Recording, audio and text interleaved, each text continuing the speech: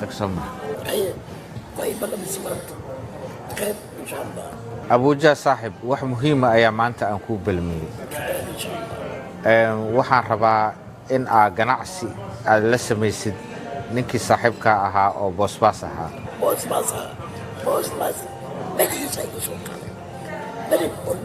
si kastaba anaga dan leh waa in aad aqbashid sababtoo ah adduunka horumar u gaaray meeshii qori lagu dagaalami lahaa ganacsi ayaa lagu dagaalamaa